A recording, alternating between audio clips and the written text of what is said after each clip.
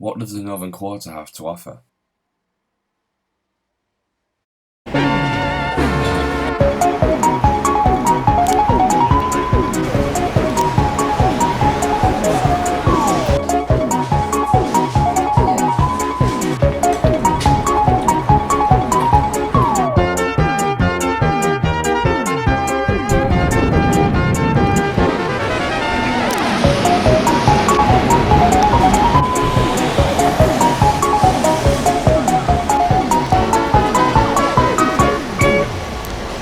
The people of Manchester like the Northern Quarter because of its off-going attitude, its carefree demeanour, and also its artwork around the streets. Without the Northern Quarter, there'd be no pop culture in Manchester at all. And we can't forget about the building that kick-started pop culture in Manchester in the first place, Afflecks. Affleck & Brown was a long-established independent department store, but it was acquired by Debenhams in the early 50s, who owned it until 1973. In 1981, Afflecks opened its doors in Manchester. It was the brainchild of James and Elaine Walsh.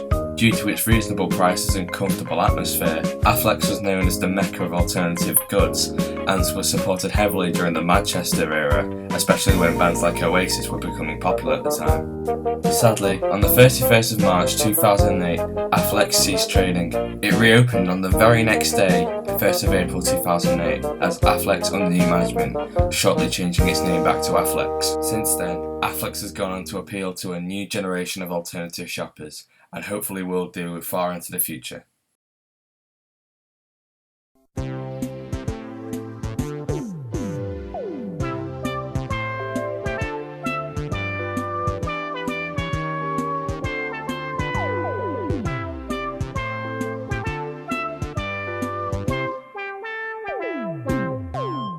Opening its doors in 1975, the Manchester Arndale was known at the time for being the shopping mecca of the Northwest.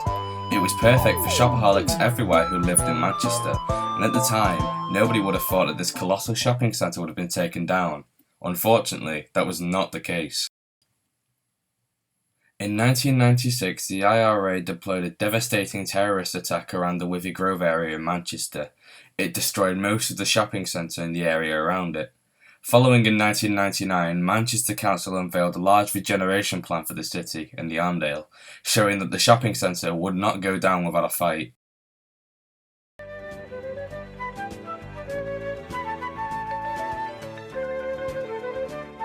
Years on, the Arndale looks better than ever, and even has hints of popular culture flowing through this mainstream shopping centre, like a Disney shop and even a Lego shop.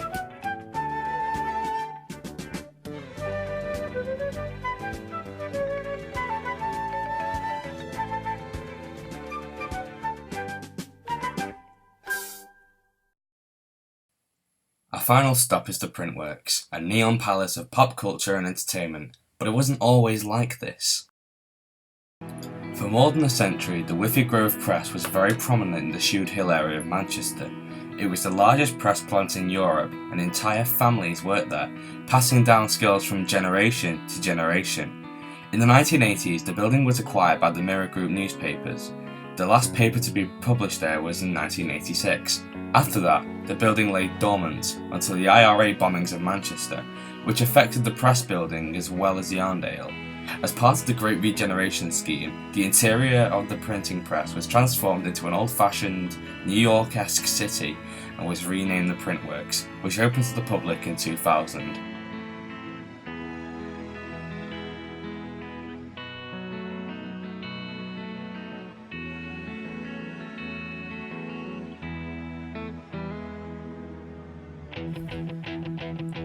With pubs, clubs, restaurants and a huge audio multiplex cinema showing many popular films, the Printworks is a #1 hotspot for pop culture. The cinema aside, the New York-esque interior shows billboards for products of the past and now. Even the Hard Rock Cafe has musical culture written all over it. One thing's for sure though, this is also a great spot for a night out.